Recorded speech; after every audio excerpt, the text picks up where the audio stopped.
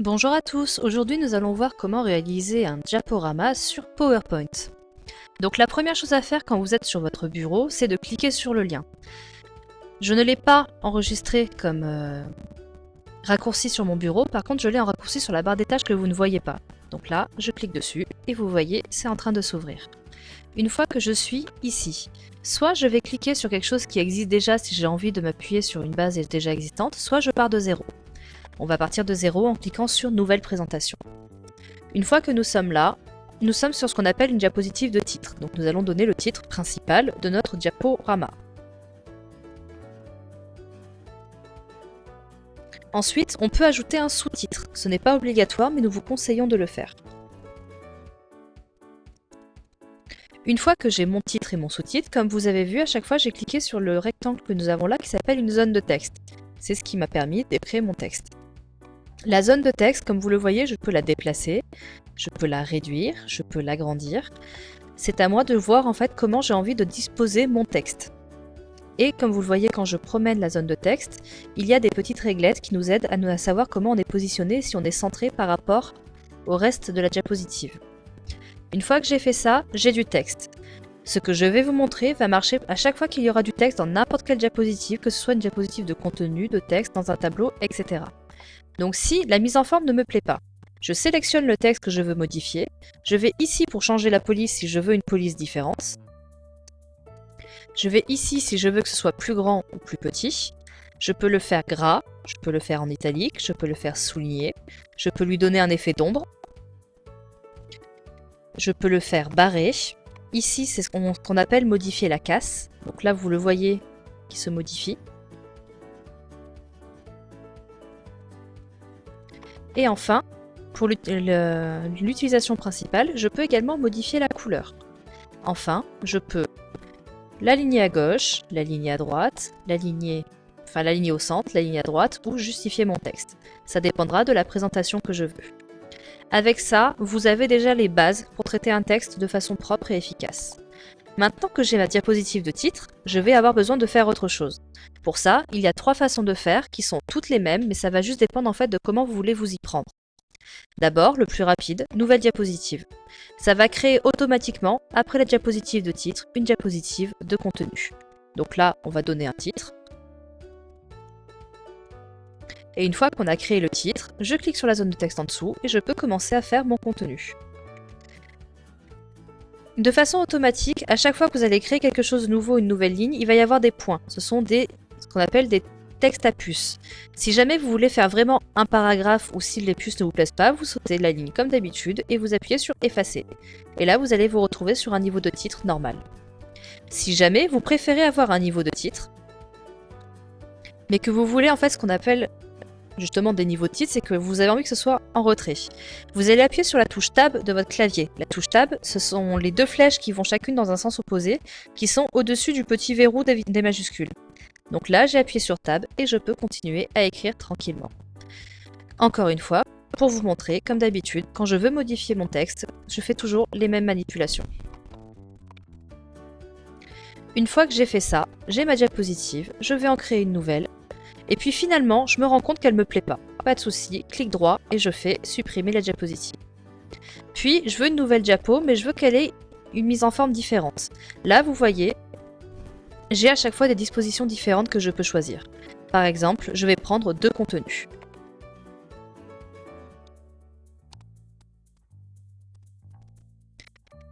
Ici, je vais choisir d'ajouter une vidéo. Pour ça, qu'est-ce que je fais? Vous voyez, il y a des petites icônes qui apparaissent en surbrillance quand je passe la souris dessus. Je clique sur Insérer une vidéo, je vais dans mes vidéos et je choisis sur mon ordinateur la vidéo que je veux. Vous ne l'entendrez pas parce que j'ai un casque, mais elle se lance avec le son. Ensuite, parmi les choses que je peux faire, si je clique ici, ça va rajouter du texte automatiquement. Si je veux rajouter des images, comme d'habitude, je regarde mes petits logos. Ça, c'est pour ajouter un tableau. Ça, c'est pour ajouter un graphique en barre.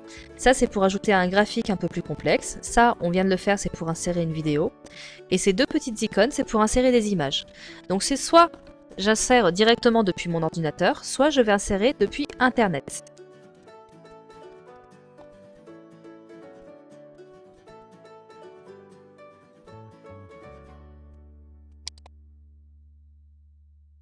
Et Et voilà. Donc comme vous le voyez, ici, en insérant depuis Internet, je vais avoir les crédits si jamais ils sont renseignés sur le site que j'ai récupéré. Là, ce qui est écrit, c'est que la photo n'a pas d'auteur connu et elle est soumise à la licence CC by SA and C, qui signifie tout simplement que l'image est libre de droit et que je peux m'en servir de façon non commerciale. Une fois que j'ai mes diapositives, vous voyez, normalement, j'ai déjà quasiment toutes les utilisations possibles de façon fréquente de PowerPoint. Il y a un dernier point de personnalisation que nous pouvons voir ensemble, ce sont les transitions et les animations. Les transitions, c'est tout simplement comment nous allons passer d'une diapositive à une autre. Par exemple, je veux que cette diapositive ait un fondu. Pour donner un autre exemple, je veux révéler cette diapositive. Pour vous montrer comment ça se présente, je vais ici et je vérifie mon diaporama. Les Gardiens de la Galaxie, ça c'est mon titre. Ensuite, la deuxième arrive en fondu, l'autre se révèle. Je ne vous montrerai pas toutes les transitions et toutes les animations disponibles sur le logiciel, vous pourrez tester tranquillement. De toute façon, PowerPoint est un logiciel qui s'utilise en testant et en bidouillant au fur et à mesure. Une autre chose que je peux faire, c'est animer mon texte, animer les éléments en fait à l'intérieur de ma diapositive. Par exemple, là, je veux que mon blablabla entre brusquement. Celui-là, je préférerais plutôt qu'il arrive en flottant. Celui-là, il va chanceler, etc. Comme vous voyez, en fait, à chaque fois, vous avez vos animations. Quand vous avez choisi de faire des animations, ça va être les petits chiffres qui sont ici qui vous le rappellent. Et comme ça, vous pourrez les modifier petit à petit si jamais vous n'êtes plus d'accord avec ce que vous vouliez faire. Une dernière chose, et avec ça, vous êtes prêt pour utiliser PowerPoint. Il y a une possibilité qui est d'insérer en fait un fond. Pour ne pas avoir un fond blanc sur votre diapositive, vous pouvez décider, en cliquant sur les bords, ici, de faire une mise en forme de l'arrière-plan.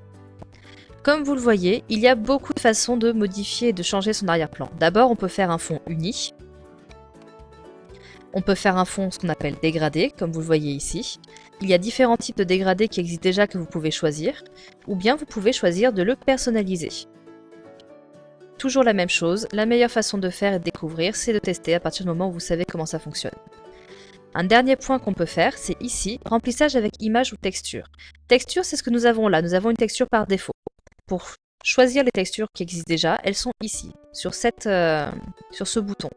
Si les textures ne me plaisent pas ou si je veux une image, je vais sur Insérer, et là vous voyez, il y a différentes sources. Il y a mon ordinateur à moi, il y a une base de données qui existe déjà sur mon ordinateur, ou bien il y a Internet. Nous allons essayer avec Internet.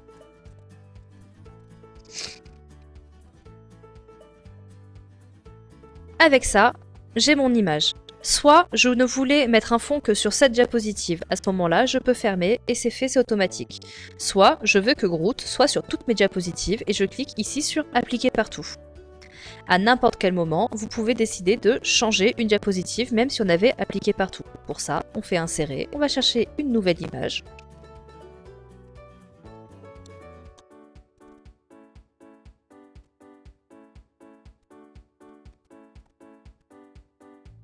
Et nous avons notre nouvelle image qui est uniquement là où je veux qu'elle soit. Une fois que c'est fait, je me rends compte de quelque chose. J'ai choisi des images qui sont assez sombres et là mon texte en fait je n'arrive plus à le voir.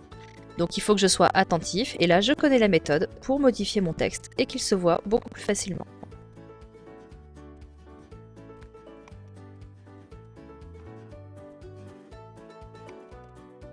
Je vous laisserai tester parce que comme vous le voyez, des fois, on a choisi une image qui est très jolie, mais malheureusement, on n'arrive pas à la faire voir parce qu'elle le tranche trop avec le texte. Donc là, la meilleure solution, encore une fois, c'est de tester.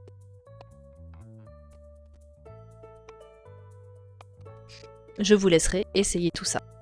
Maintenant, vous avez quasiment fini, vous voulez vérifier comment on fait. Pour ça, nous allons sur Diaporama.